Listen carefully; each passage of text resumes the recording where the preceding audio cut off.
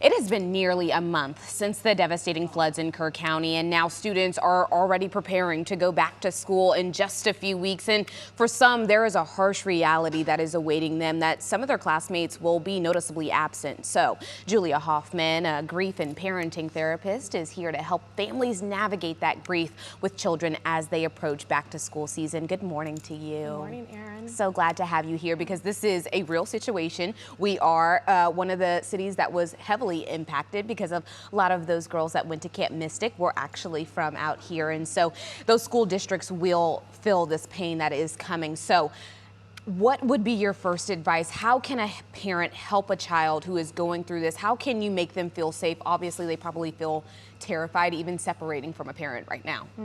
Yeah. So grief is not linear for all of us. There's no timeline, and it can pop up anytime. I was driving with my kids the other day, and we drove by their school, and there's the pink and green ribbons. Yes. And it's beautiful, right? It's beautiful. It's a beautiful way to remember the children and adults, the lives that were lost. But it prompted a big conversation in the car with some hard questions.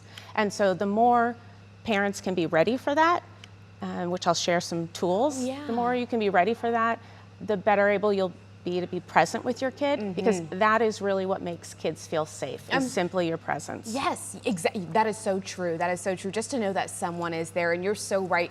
Our community has really come together in support of everyone who has been affected. Like you said, those green and pink bows are all over the city. I want to ask you, because like you said, you were even in the car with your kids and you saw that. It is all around us. And I think parents even are going through a hard time. Even maybe their friends lost a child. And so I'm sure they're having their moments of sadness, even trying to avoid crying in front of their children. What would you say to them, especially if their child sees emotion radiating off of them? Yeah, I hear that a lot, the fear of crying in front of your child, especially when you have to deliver some really hard news, right?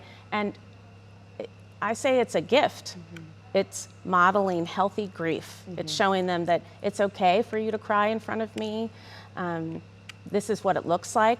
What's important is explaining to them what's going on. So you see my tears. It's because I'm feeling really, my heart hurts for the Johnson family. I'm really thinking about them and hurting for them, but I'm gonna be okay. So you explain to them what's going on, you tell them that they're gonna be okay, and it's lay just, it out there. And lay it out there. Be honest don't with hide them, it. But exactly. You want them to know the truth, but you want to deliver in a way that they understand. I actually get that. What if they are in a space, the child is in a space where they are not ready to talk about it? They haven't fully processed it. They don't want to have a conversation. They don't want to discuss their grief if they even know what that is. Yeah, so this is a little counterintuitive, but when talking to kids, the way to get them to open up, one way, is less eye contact. Okay, interesting. Right? Less eye contact, side by side talking, because less eye contact is less pressure on them. I get that. Which means it's easier to open up. Right. Maybe take them to an activity. Walk the dogs. Yes. Driving in the car, do the dishes, anything where you're next to them and you can have that conversation. And then you don't have to ask them directly. I like to do little prompts. So I might say, oh, I smelled a rose today and it made me think of Nana, and I'm really missing her. And then I pause. And if they want to join in and say something, they can. And if they don't, then they won't. But at least they know that the invitation is there. The communication lines are open. And I think that's probably the most important part. It's like you said, presence, and also knowing that someone is there supporting you and they are waiting whenever you are ready to make sure that you are okay. If you could leave parents with one thing today that they can put into action right now to support a grieving child, what would that be? So you don't have to fix it. Okay.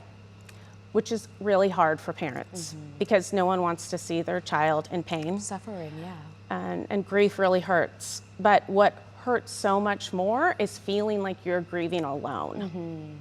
And you don't want your child to feel like they're grieving alone. You know, parents worry that they're going to upset their child by bringing it up, but people that are grieving never they never forget. Right. You may not see it, but they never forget. It's always there. It's always there.